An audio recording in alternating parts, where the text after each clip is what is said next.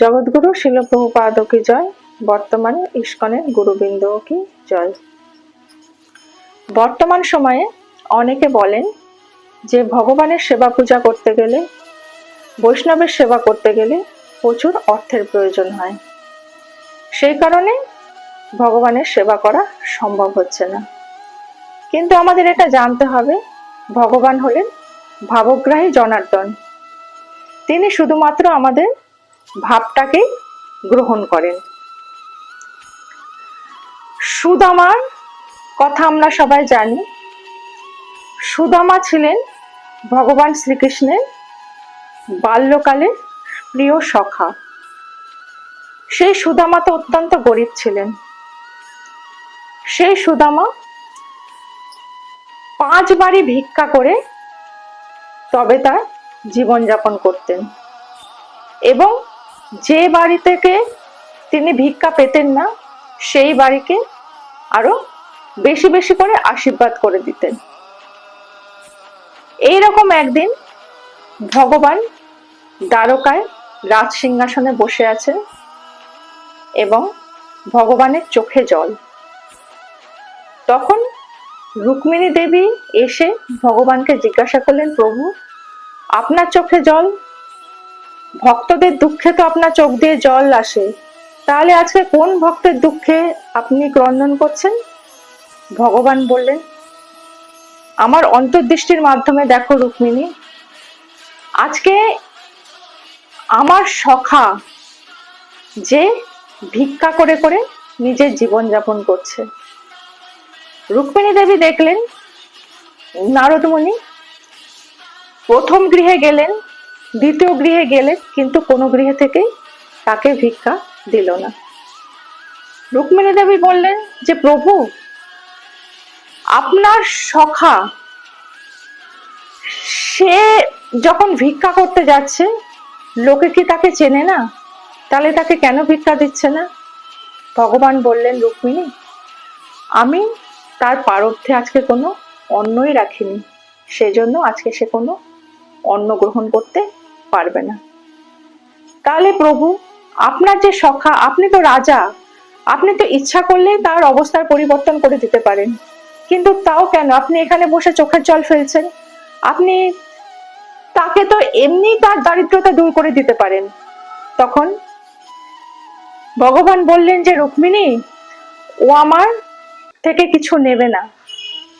যখন আমরা গুরুকুলে অধ্যয়ন করছিলাম, আমি বারে বারে সুদামার দিকে বন্ধুত্বের হাত বাড়িয়ে দিয়েছিলাম, কিন্তু সে সবসময় প্রত্যাখ্যানই করেছে। সে বলতো একজন রাজার ছেলের সাথে একজন দারিদ্র ব্রাহ্মণের ছেলের কোনো সখ্যতা হতে পারে না। আমি তাকে একথাও বলেছিলাম যে সুদামা, তোমার কি কোনো শর্ত আছে আমাকে সখা করে মেনে নিতে? তখন সুদামা বলেছিল, হ্যাঁ অবশ্যই আমার শর্ত আছে, আমি তোমাকে আমার সখা করতে পারি, কিন্তু তোমাকে এই কথা দিতে হবে তুমি আমাকে কোনোদিন কিছু দেবে না, আমি তোমার কাছে কিছু নেব না।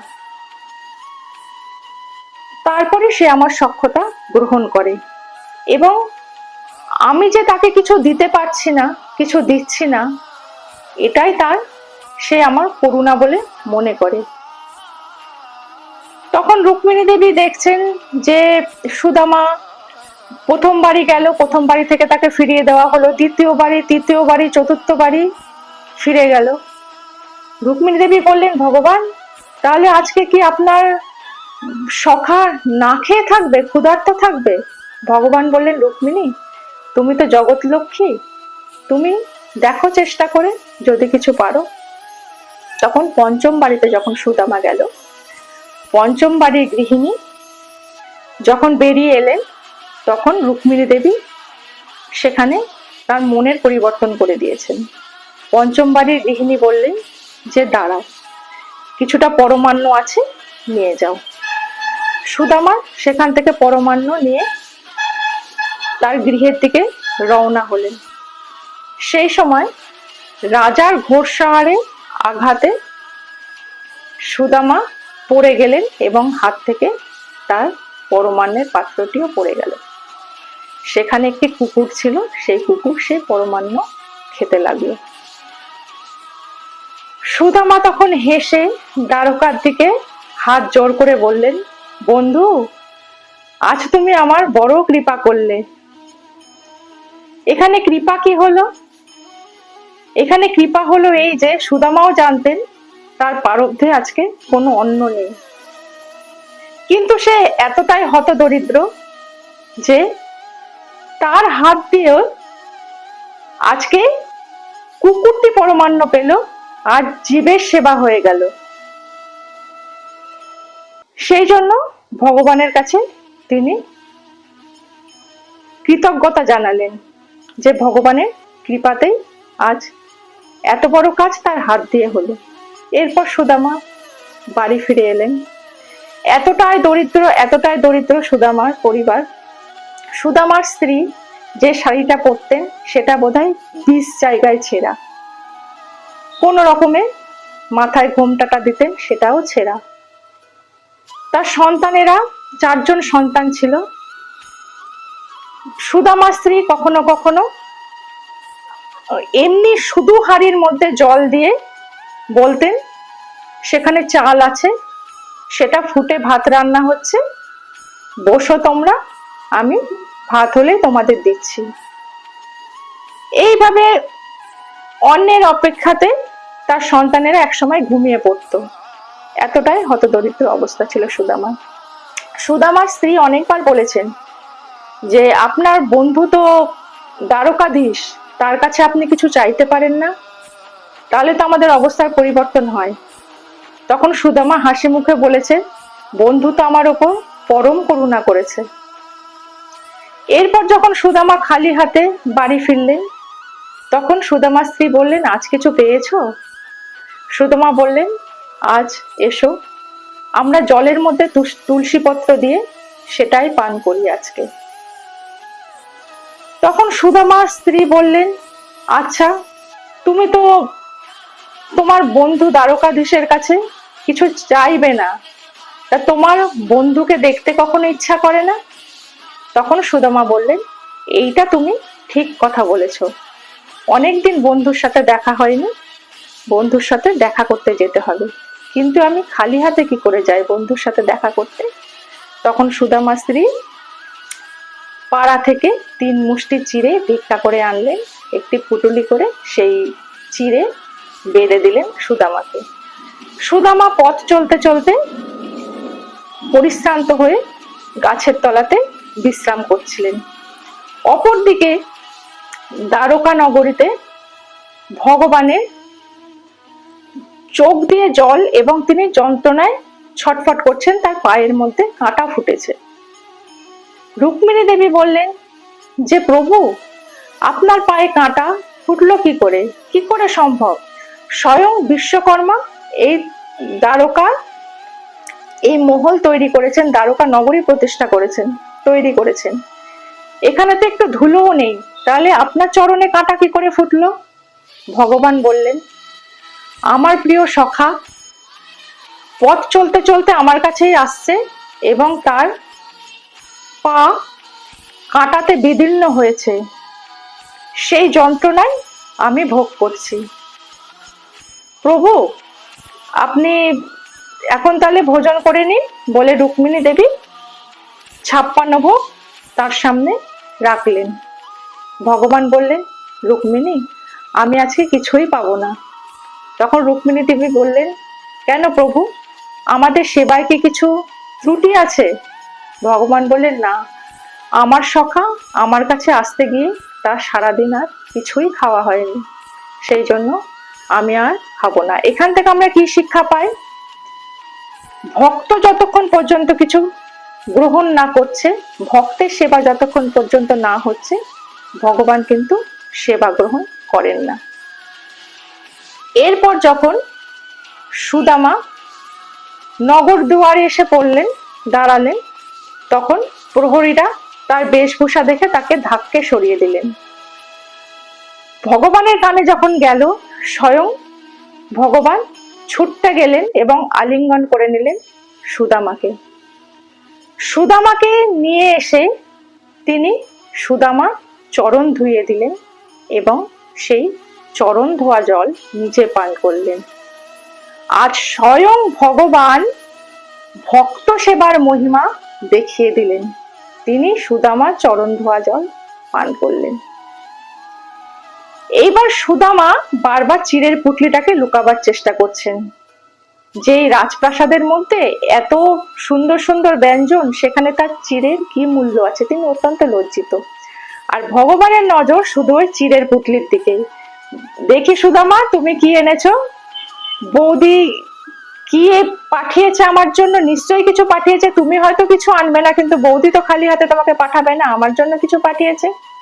দিয়ে সুদামার হাত থেকে সেই চিড়েটা নিয়ে নিলেন। নিয়ে সুদামার হাত থেকে চিড়েটা নিয়ে এক মুষ্টি চিড়ে ভগবান গ্রহণ করে এমন ভাব করলেন, রুক্মিণী দেখে অবাক হয়ে গেলেন। রুক্মিণী দেবী দেখে অবাক হয়ে গেলেন, বললেন, প্রভু, আমরা আপনার এত সেবা করি, এত ব্যঞ্জন এত যত্ন করে রান্না করে আপনাকে গ্রহণ করাই, কিন্তু আজ আপনার মুখে যে আনন্দ আমি দেখলাম, এরকম আনন্দ তো কখনোই দেখিনি। কি আছে এর মধ্যে? দিয়ে ভগবান যেই আর এক মুষ্টি চিড়ে গ্রহণ করতে যাবেন, রুক্মিণী দেবী সেই হাতটা ভগবানের ধরবেন, যে ভগবান না, আপনি এটা গ্রহণ করবেন না। আপনি যদি এটা গ্রহণ করেন, এবার গোটা ভূমণ্ডল সুদামার হয়ে যাবে আপনার ইচ্ছায়, কারণ আপনি এতটাই তুষ্ট হয়েছেন সুদামার উপর। আর এই চিড়ের মধ্যে কি আছে আমরাও তো গ্রহণ করে দেখি। বলে পরবর্তী চিড়েটা রুক্মিণী দেবী এবং অন্য অন্য মহিষীগণ গ্রহণ করলেন।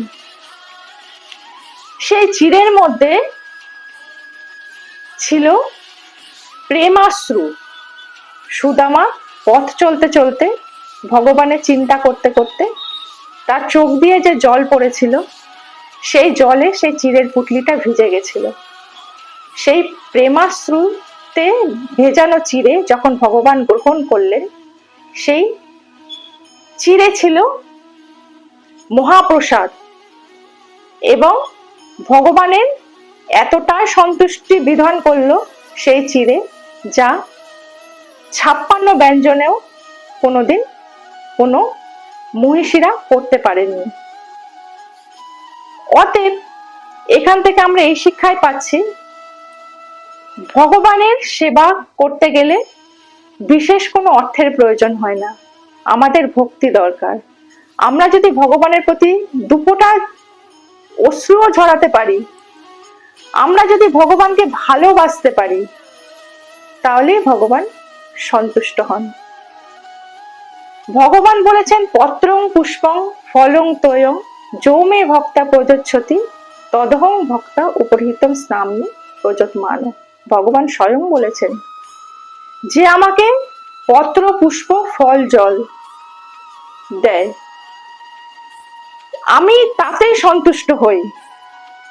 এবং পত্র যদি না থাকে, পুষ্প যদি না থাকে, ফলও যদি না থাকে, জলও যদি না থাকে, যদি প্রেমাশ্রু থাকে ভগবানের জন্য, যদি দুফোঁটা চোখের জল আমরা দিতে পারি, তাতেই ভগবান সন্তুষ্ট হন এবং তার কৃপার করুণা ধারা সবসময় আমাদের উপর বর্ষিত হয়। অতএব ভগবানকে ভালোবাসতে হবে। এরপর সুদামা যখন ভগবানের আতিথেয়তা গ্রহণ করার পর খুব সন্তুষ্ট হলেন এবং তারপর যখন তিনি তার গৃহে প্রত্যাবর্তন করলেন, তখন ফিরতে ফিরতে সুদামা নিজের বাড়ি ঘর রাস্তাঘাট কিছুই চিনতে পারছেন না। যখন তিনি নিজের গৃহের সামনে এসে উপস্থিত হলেন, তখন দেখলেন সেখানে অনেক প্রহরী দাঁড়িয়ে, এবং সেটি আর গৃহ নেই, প্রাসাদে পরিণত হয়েছে। এবং তিনি ইতস্তত করলেন যে কি হলো। তিনি যখন গেলেন, এখানে একটি ছিল কুটির, চারিপাশে ছিল বন জঙ্গল সমস্ত কিছু এবং দরিদ্র লোকের বাস। কিন্তু এখন প্রত্যেকেরই অবস্থার উন্নতি হয়ে গেছে, সেই জায়গায় একটা গ্রাম নগরে পরিণত হয়েছে এবং তার বাড়িটি হয়েছে একটি প্রাসাদ। তিনি নানান ভাবনা চিন্তা করছিলেন। এই সময় প্রাসাদ থেকে যখন সুদামার স্ত্রী বেরিয়ে এলেন, তার পুত্রগণ বেরিয়ে এলো, তখন সুদামা তাদের বেশভূষা দেখে অত্যন্ত অবাক হলেন এবং অবাক হয়ে তিনি তার পত্নীকে জিজ্ঞাসা করলেন। তখন তার পত্নী বললেন যে আপনি ভগবানের কাছে গেছিলেন এবং ভগবানের কাছে যাওয়ার পর আমাদের এই পরিবর্তন হয়ে গেছে। কিন্তু সুদামা কি ভগবানের কাছে এই পরিবর্তন চেয়েছিলেন? সুদামা কিন্তু কোনো উদ্দেশ্য নিয়ে ভগবানের কাছে যাননি। তিনি গেছিলেন স্নেহ পরবশ হয়ে তার বন্ধুত্বের হাত বাড়িয়ে দিতে, কোনো উদ্দেশ্য নিয়ে তিনি যাননি। কিন্তু ভগবান এতটাই প্রীত হয়েছিলেন, এতটাই সন্তুষ্ট হয়েছিলেন যে সুদামার প্রতি অত্যন্ত কৃপা বর্ষণ করেছিলেন এবং সুদামা সহ তার গ্রামের আশেপাশে পাড়া প্রতিবেশী প্রত্যেকের অবস্থার পরিবর্তন হয়ে গেছিল। ওই জন্য উদ্দেশ্যহীন হয়ে আমাদের ভগবানের পুজো করতে হবে, ভগবানের সেবা করতে হবে, কোনো ফলের আশা করে নয়। আমাদের নিষ্কাম কর্ম করতে হবে। আমরা আমাদের কাজ করে যাব, ভগবানের সেবা করে যাব, আমরা কি ফল পাবো সেটা ভগবান জানে, আমাদের নিয়তিতে কি আছে সেটা ভগবান জানে, সম্পূর্ণটাই ভগবানের উপর ছাড়া। ওই জন্য আমরা শুধুই ভগবানকে ভালোবাসবো, ভগবানের জন্য সেবা করব, যা কিছু করব সবকিছু ভগবানের প্রীতিবিধানের জন্য। তবেই আমরা জীবনের মুখ্য উদ্দেশ্য লাভ করতে পারবো। হরে কৃষ্ণ।